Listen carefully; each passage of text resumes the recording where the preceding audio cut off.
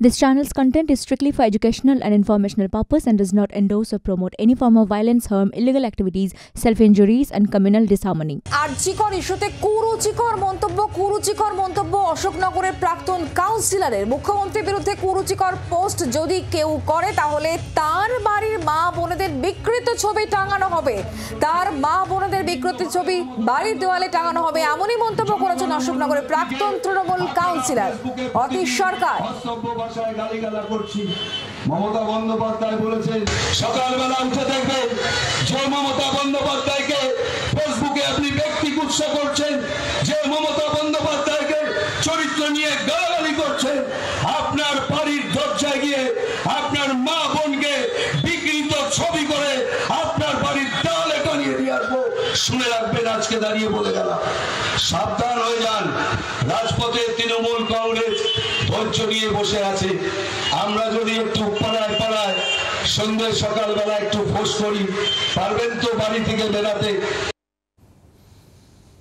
কথা বলবো, আমাদের সঙ্গে রয়েছেন বিজেপি নেতা সজল ঘোষ। সজলবাবু, তৃণমূল কাউন্সিলর, প্রাক্তন কাউন্সিলর, তিনি বলছেন যে এই আরজিকর কাণ্ড নিয়ে যদি কোনো কুরুচিকর মন্তব্য, মুখ্যমন্ত্রীকে নিয়ে মন্তব্য পোস্ট করা হয় তাহলে সেক্ষেত্রে যে পোস্ট করবে তার মা বোনেদের বিকৃত ছবি তার বাড়ির দেওয়ালে গিয়ে টাঙিয়ে দিয়ে আসা হবে। একেবারে হুঁশিয়ারি, কি বলবেন? প্রথম কথা হচ্ছে যে নিশ্চয়ই কেউ মুখ্যমন্ত্রীকে ব্যক্তিগতভাবে কুৎসা কেউ করবে, এটাকে আমরা সমর্থন করি না।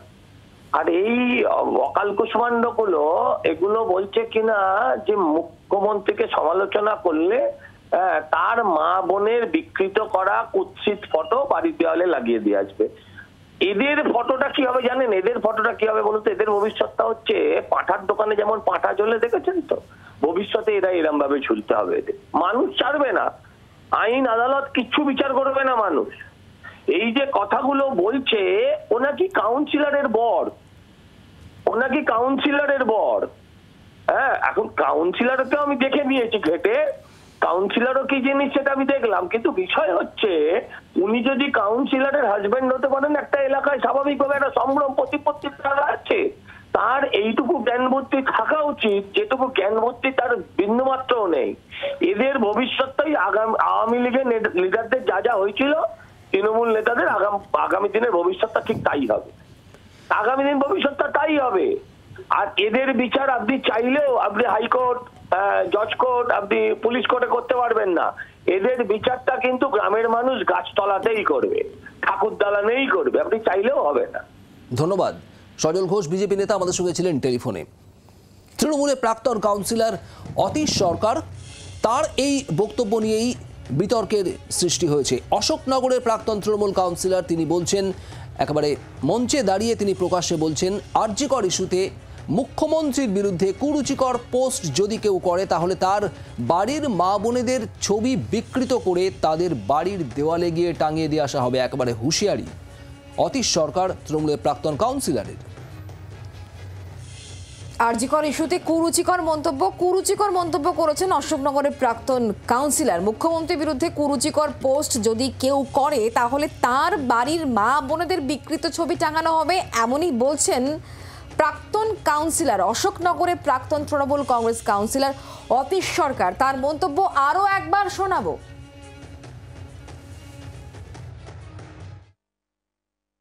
সকালবেলা উঠে দেখবেন যে মমতা বন্দ্যোপাধ্যায়কে ফেসবুকে আপনি ব্যক্তি কুৎসা করছেন, যে মমতা বন্দ্যোপাধ্যায়কে চরিত্র নিয়ে গালাগালি করছেন, আপনার বাড়ির দরজায় গিয়ে আপনার মা বোনকে বিকৃত ছবি করে আপনার বাড়ির দেওয়ালে টানিয়ে দিয়ে আসবো।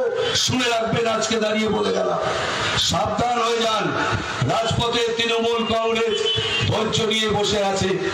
আমরা যদি একটু পাড়ায় পাড়ায় সন্ধ্যে সকালবেলা একটু ফোর্স করি, পারবেন তো বাড়ি থেকে বেরাতে?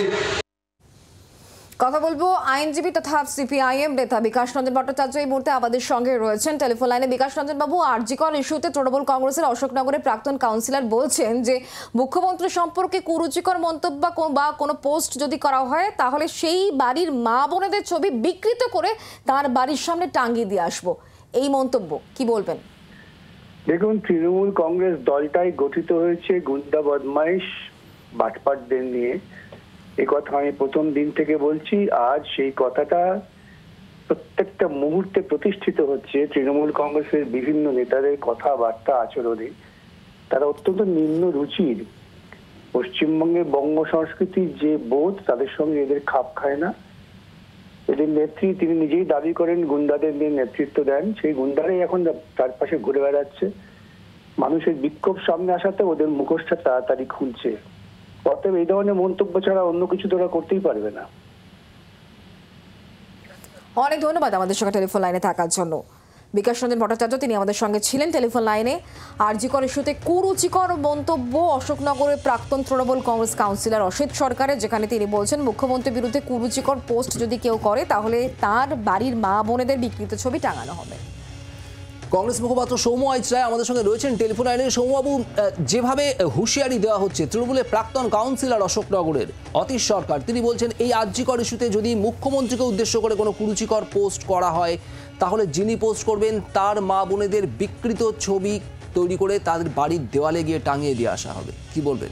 দেখুন, মুখ্যমন্ত্রী ছাত্রদের সভায় সুর বেঁধে দিয়েছেন, উনি টিউনটা সেট করে দিয়েছেন, উনি বলেছেন ফোঁস করতে হবে, উনি উস্কানিটা দিয়ে দিয়েছেন। তৃণমূলের নেতারা নিচুতলার থেকে শুরু করে যারা আছেন সবাই সেটা ইমপ্লিমেন্ট করছেন। এখন আমরা 12 বছর 13 বছর পশ্চিমবাংলায় বিরোধীরা জানি আমাদেরকে কিভাবে আক্রান্ত হতে হয়, খুন হতে হয়, মার খেতে হয়। আমরা আক্রান্ত হই এই সরকারি দলের কাছে, তৃণমূলের কাছে। ভোটের দিন, ভোটের আগে পরে বহু মানুষ খুন হয়ে যায়, এটা আমরা বুঝি।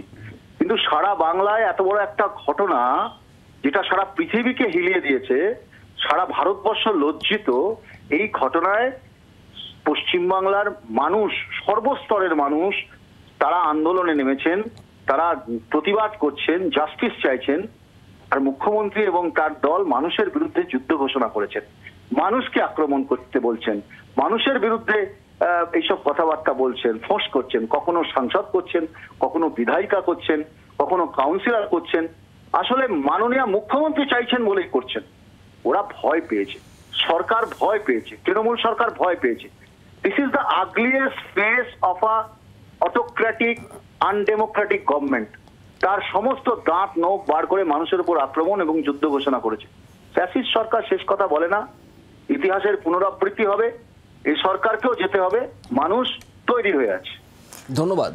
আমরা কথা বলবো তৃণমূল কংগ্রেস নেতা অরূপ চক্রবর্তী এই মুহূর্তে আমাদের সঙ্গে রয়েছেন টেলিফোন লাইনে। অরূপ দা, আপনি নিশ্চয়ই জানেন অতীশ সরকার যে মন্তব্য করেছেন তাকে কেন্দ্র করে আলোচনা চলছে। বিরোধীরা বলছেন যে মানুষ ছাড়বে না এবং মুখ্যমন্ত্রী মমতা বন্দ্যোপাধ্যায়ের ফোঁস মন্তব্যের বাস্তবায়ন চলছে। কি বলবেন আপনি? প্রথমত, যে মন্তব্য উনি করেছেন এই মন্তব্য অত্যন্ত নিন্দনীয়, এই মন্তব্য ধিক্কারযোগ্য। এই ধরনের মন্তব্য করা কখনোই কোনো সুস্থ সংস্কৃতির লক্ষণ হতে পারে না। যে মন্তব্য করেছেন ইতিমধ্যেই দল তার প্রতিক্রিয়া জানিয়েছে এবং ওনাকে দল থেকে সাময়িকভাবে বরখাস্ত পর্যন্ত করা হয়েছে। আমি শুধু বিজেপির ভাই বন্ধুদের উদ্দেশ্যে জানাবো যে এটা তৃণমূল কংগ্রেস এখানে অন্যায় করলে রেয়ার পায় না। কিন্তু আপনারা কি এক্সাম্পল সেট করলেন? বানারস হিন্দু ইউনিভার্সিটির যে ধর্ষকরা, যারা ওই ইউনিভার্সিটির মধ্যে যেখান থেকে নরেন্দ্র মোদী নির্বাচিত হন, সেই লোকসভার মধ্যে ইউনিভার্সিটি, সেই ইউনিভার্সিটি একজন গবেষণারত ছাত্রীকে যারা ধর্ষণ করলো তারা অমিত মালব্যা, বিজেপির আইটি সেলের বড় বড় নেতা যাদের সাথে মোদীর ছবি রয়েছে, তাদেরকে গত পরশুদিন জেল থেকে বের করে এনে আবার মালা পরিয়েছেন। এর আগে বিলকিস বানুর ধর্ষকদের জেল থেকে বের করে এনে মালা পরিয়েছেন।